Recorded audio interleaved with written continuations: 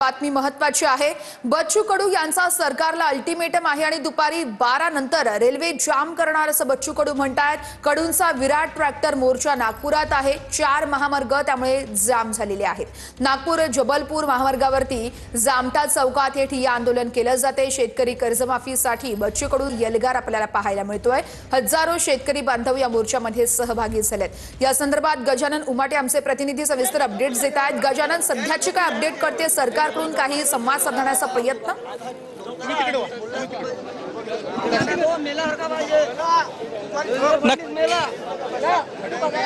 नक्कीच या ठिकाणी आंदोलनाच्या ठिकाणी तिरडी जी आहे ती या ठिकाणी घेऊन आले। बघा, ही प्रतिकात्मक तिरडी या ठिकाणी घेऊन आले आणि सरकारला आपल्या व्यथा कळाव्या म्हणून हे मुळक नावाचे शेतकरी जे आहे ते या ठिकाणी तिरडीवरून या ठिकाणी आलेले आहे।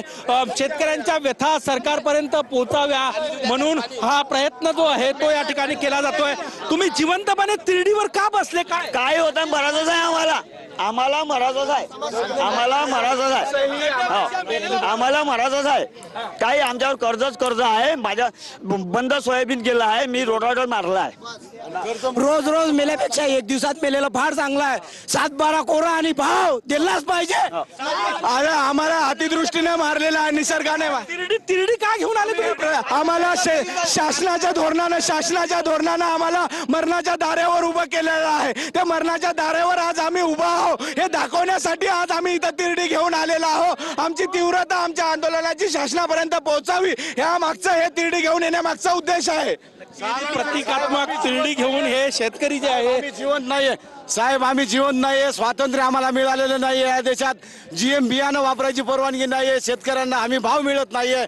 उत्पादन खर्च निघत नाहीये। राज्य कृषी मूल्य आयोगाची शिफारस केंद्र कृषी मूल्य ऐकत नाहीये। अशा परिस्थितीत आम्ही बघा तो नांगर या ठिकाणी घेऊन आलेला आहे। प्रतिकात्मक चिन्ह आहे। शेतकरी आक्रमक आहे। प्रतिकात्मक तिरडी जी आहे ती घेऊन आलेले आहे। अत्यंत आक्रमक आहे शेतकरी आणि जोपर्यंत कर्जमाफी होणार नाही तोपर्यंत आम्ही इथं जाणार नाही। रोज मरण्यापेक्षा एकदा मरतोय अशा प्रकारे। निश्चितच गजानन, त्यामुळे आता सरकारकडून कसा तोडगा काढला जातोय बघणं अतिशय महत्त्वाचं असेल। तुर्तास धन्यवाद।